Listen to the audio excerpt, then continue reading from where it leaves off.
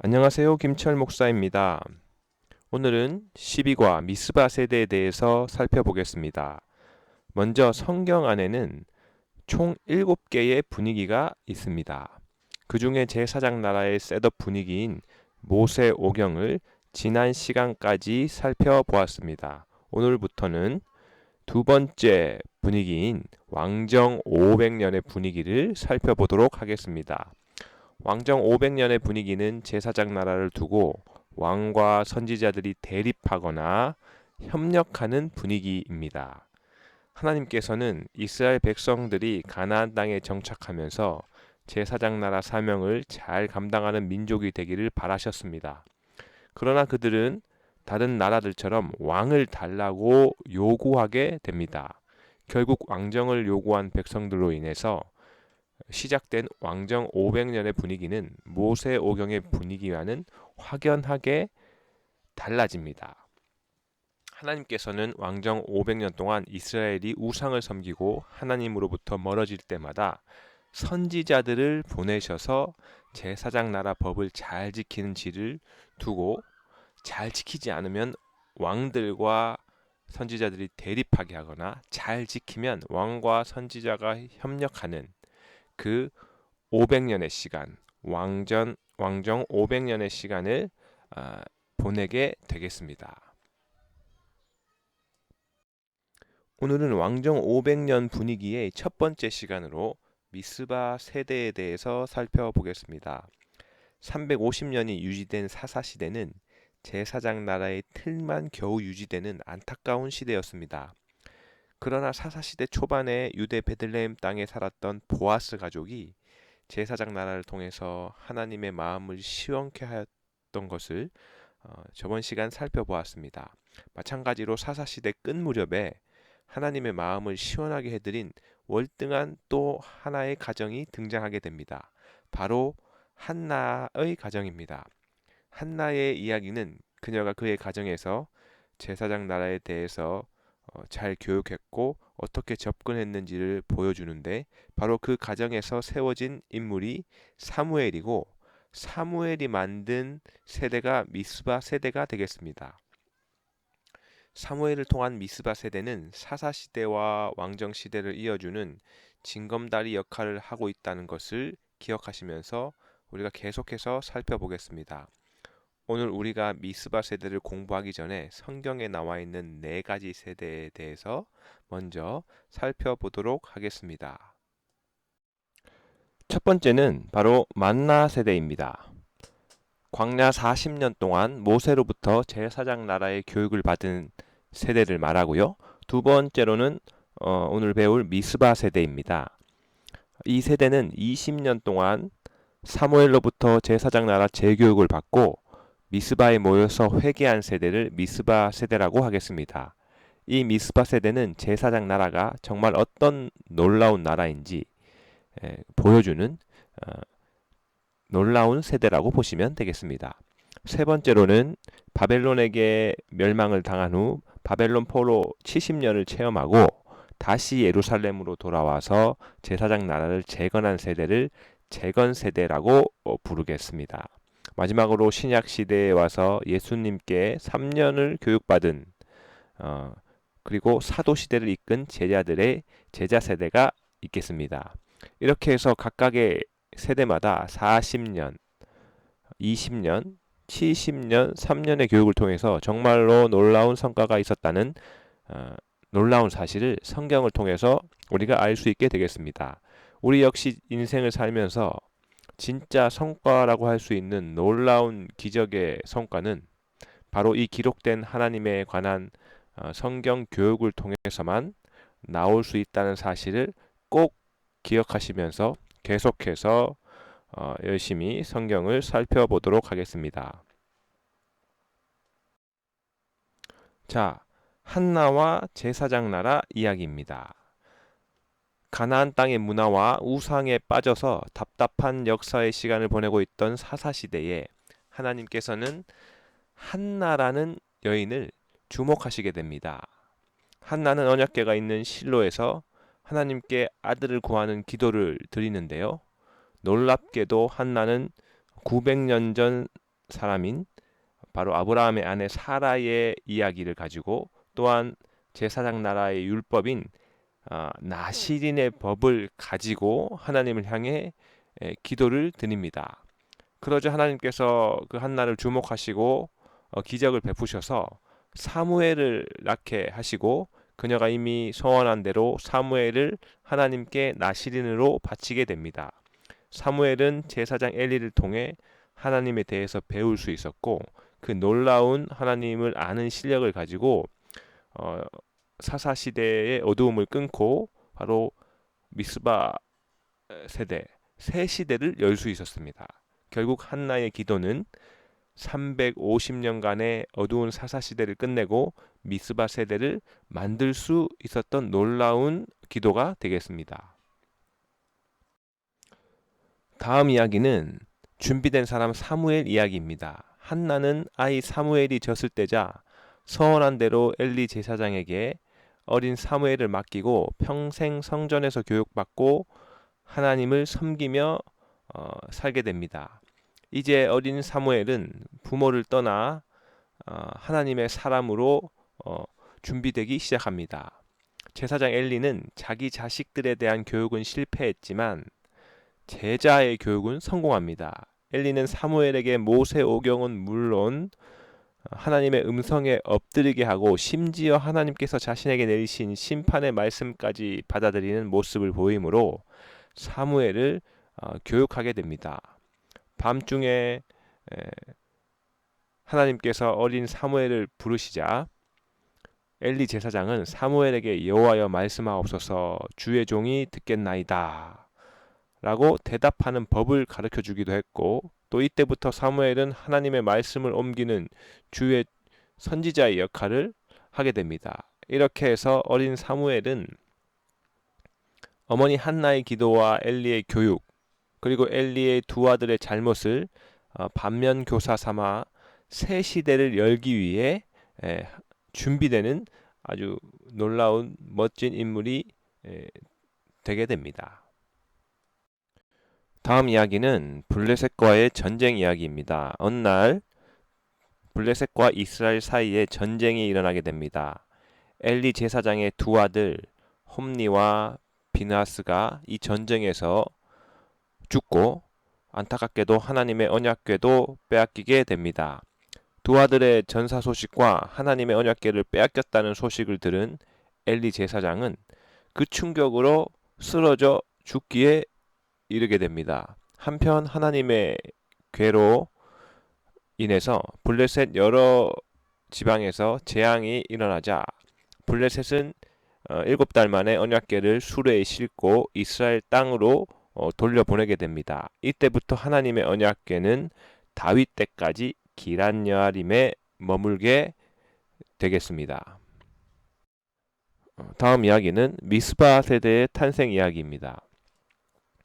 제사장 나라 제1부흥 시대를 이룬 만나 세대는 모세가 그들을 40년간 광야 교육을 시켜서 그 교육을 통해 탄생했습니다. 그리고 제사장 나라 제2부흥 시대는 기도하는 한나와 엘리의 율법 교육을 받고 등장한 지도자 사무엘의 20여 년간의 순회 교육을 통해 미스바 세대가 탄생하게 되었습니다. 사무엘의 중점 사역은 사람들의 마음 가운데 여호와를 사모하는 마음을 갖도록 했습니다. 구체적으로 각 가정들이 제사장 나라로 패밀리 스쿨을 할 수 있도록 최선을 다했습니다. 결과적으로 48개의 레위인이 운영하는 관공서가 제대로 운영되게 되었다는 말이고요. 이 말은 곧 백성들에게 5가지 제사를 3가지 방법으로 드릴 수 있도록 했다는 말입니다. 제사를 잘 드리게 되면 2가지 효과가 나타나는데요. 첫 번째는 묵은 곡식을 먹다가 핵곡식을 먹게 되고 또한 다섯이 100을 이기고 또 100이 만을 이기는 놀라운 효과를 누릴 수 있게 됩니다. 즉 국방과 경제를 하나님께서 책임져 주시게 되는 놀라운 성과가 나오게 되겠습니다. 사무엘은 이 놀라운 성과를 이렇게 라마로, 길갈로, 베델로, 미스바로 다니면서 이들이 패밀리 스쿨을 할 수 있도록 율법 교육을 열심히 시켰더니 놀랍게도 이 놀라운 기적의 성과가 나오고 미스바 세대가 탄생하게 되었다는 놀라운 이야기입니다. 드디어 이스라엘 백성들은 사무엘의 인도로 미스바에 모여서 하나님 앞에 전심으로 회개하게 됩니다. 이들은 바알들과 아스타롯을 제거하고 오직 여호와만 섬기게 됩니다. 사무엘의 간절한 사역을 통해 미스바에 모여 회개한 이스라엘 백성들은 하나님의 놀라운 역사를 체험하게 됩니다.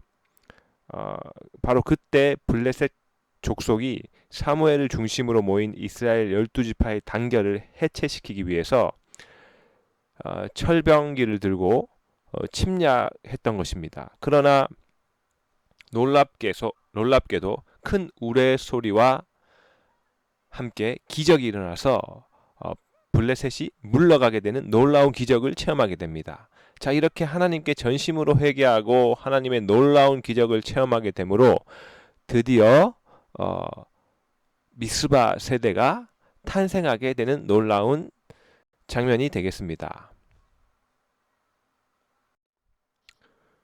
지금부터는 사무엘 시대를 총정리해 보도록 하겠습니다. 사무엘 시대는 제사장 나라의 꿈을 실현하는 시기였습니다. 즉 제사장 나라 통치 시스템의 월등함이 드러난 시기가 바로 이 사무엘 시기인데요. 제사장 나라가 잘 운영되면 모든 사람이 혜택을 받아 잘 살 수 있게 됩니다. 예를 들면 무너졌던 나오미의 가정이 제사장 나라 시스템의 도움을 받아 다윗 왕을 배출하는 명문 과정이 되기도 했습니다. 이렇게 제사장 나라가 잘 유지될 때에 이스라엘 백성은 하나님의 은혜로 많은 소출이 나서 하나님께 제물을 마음껏 드리고 이웃과 나누며 타 민족과도 평화를 누리며 살 수 있었습니다. 사무엘 시대는 이처럼 놀랍도록 행복한 나라, 또 기쁜 나라, 즉 이렇게 행복하고 기쁜 나라인 제사장 나라를 잘 운영된 시기였다라고 생각하시면 되겠습니다. 첫 번째로 보면요, 정치라는 측면으로 볼 때에 그 당시에는 뇌물이 없이 권력이 유지됐다라는 놀라운 사실입니다. 그리고 공정한 재판이 이루어졌다는 것입니다. 사무엘 역시 모세처럼 자기 자신은 어느 누구의 손안 아기도 빼앗지 않았고 어느 누구에게도 뇌물을 받지 않았다고 선언합니다. 이 선언은 사무엘이 취임하기 전에 공약으로 내어놓은 이야기가 아니고 사무엘이 정계에서 퇴임할 때 하였던 선언이기에 참으로 우리에게 감동이 됩니다. 자, 이 부분에서 좀 더 살펴보면 이때 당시에 뇌물 없이 공정한 재판이 이루어졌다는 것은 레위인들이 운영하는 48개의 관공서에 그 어떤 부패와 비리가 없었다는 말이고 공정한 재판이 이루어져서 억울한 사람이 나오지 않았다는 이야기입니다. 정말 놀랍습니다. 이런 나라가 실제로 역사에 펼쳐졌다라는 놀라운 이야기가 우리의 성경에 기록되어 있다는 사실 역시 정말로 놀랍습니다. 두 번째로는 경제적 측면에서 정말 행복했던 시기였습니다. 레위기 26장에 기록된 것처럼 묵은 곡식을 먹다가 햇곡식으로 바꿀 수 있었다는 것입니다. 말만 들어도 너무나 좋은데요. 이 새곡식으로 늘 바꿨다는 겁니다. 사사시대에는 수많은 적들로부터 곡식과 가축들을 수탈당하며 숨어서 살던 시기였습니다. 그러나 사무엘 시대에게는 적들에게 빼앗겼던 성읍들을 되찾고 모든 민족들과 평화를 이루었기에 더 이상 곡식과 가축에 대한 수탈도 없었고 묵은 곡식이 아니라 맛있는 새곡식으로 행복했다는 놀라운 이야기가 되겠습니다. 또 세 번째는 놀랍게도 국방, 안정적인 국방을 유지할 수 있었습니다. 마찬가지로 레위기 26장에 기록된 것처럼 5시 100을 쫓고 100이 만을 쫓는 기적이 정말로 일어나게 됩니다. 제사장 나라의 법대로 1년에 3차례씩 지켜야 하는 3대 명절에 이스라엘 모든 지파가 모여서 결속을 이루니 다른 외적들이 침입할 수 없었던 것입니다. 이스라엘 모든 지파가 서로 갈등 없이 단결할 때에 그 누구도 넘볼 수 없는 정말 강력한 나라가 되었던 것입니다.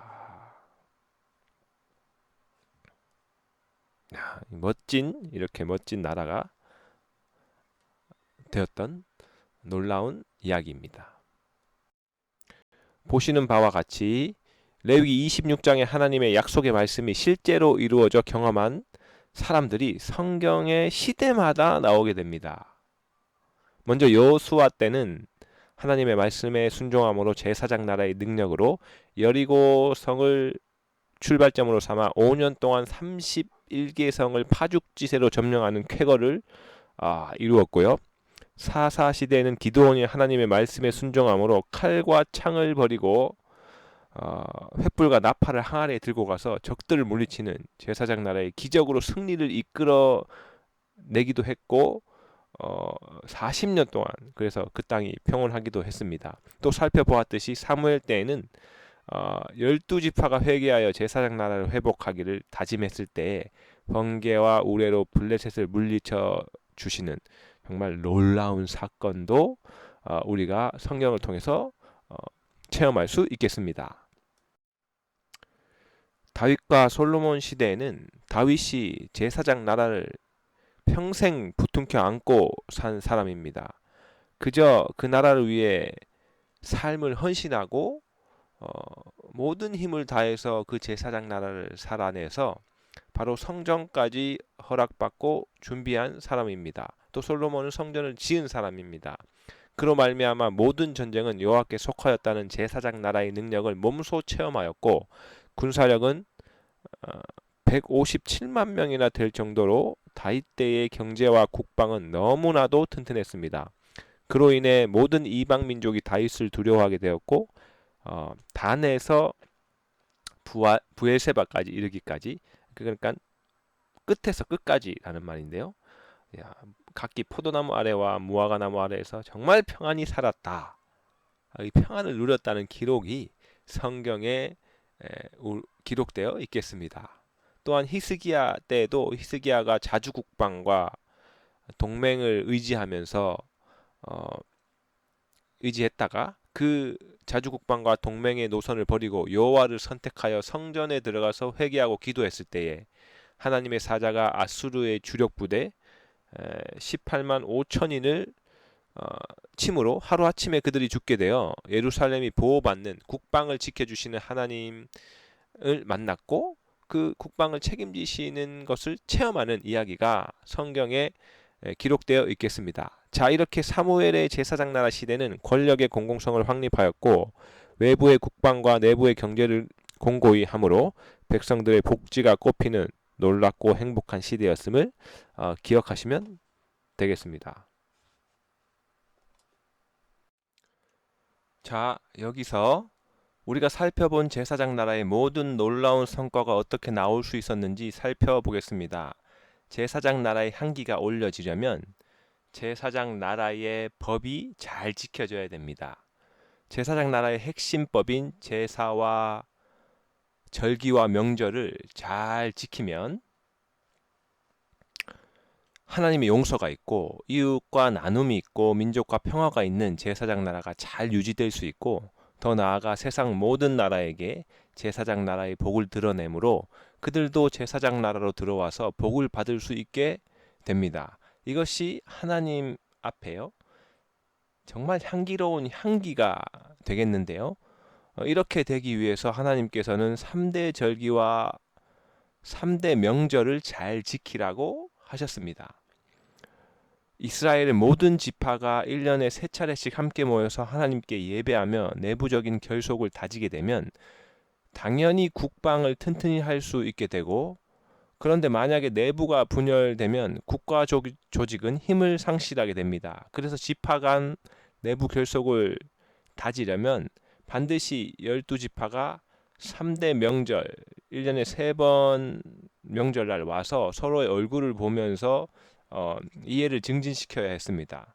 그런데 3대 명절이 제사장 나라를 지키는 제1 시스템이라면 제2 시스템은 안식일, 안식년, 희년 등의 절기를 지키게 하는 겁니다. 보통 안식일을 지키지 못하는 사람이 있다면 종들일 것인데, 그러므로 안식일은 종들도 쉴 수 있는 시간을 얻게 되는 효과도 있었습니다. 또한 안식년은 아예 땅을 쉬게 하는데, 그래서 가난한 사람이나 종들이 안식년을 지키며 노동하지 않도록 하라는 의미가 담겨 있겠습니다.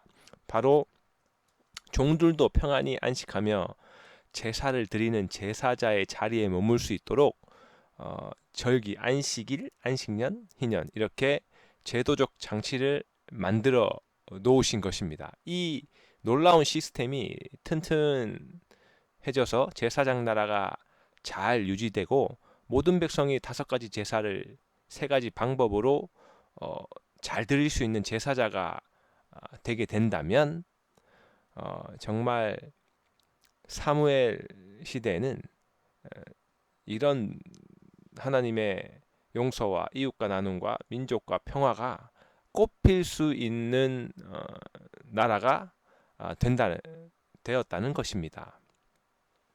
이 제사장 나라의 시스템을 전방위적으로 실천할 수 있었던 때가 사사시대 끝 무렵에 펼쳐진 사무엘 시대라고 우리가 꼭 집어서 꼽을 수 있겠습니다. 오늘 우리는 사무엘을 통해서 하나님의 꿈 제사장 나라가 어떻게 펼쳐지는지 살펴보았습니다. 하나님의 뜻에 순종하고 살면 오늘날에도 하나님께서 우리의 필요와 안전, 국방과 경제를 책임져 주십니다. 하나님의 말씀을 잘 깨달아서 하나님의 말씀을 온전히 순종하면 우리는 이 땅에서 진정으로 행복한 인생을 살 수 있음을 기억하며 기쁨으로 순종하는 행복한 하루가 되시기를 주님의 이름으로 기대합니다.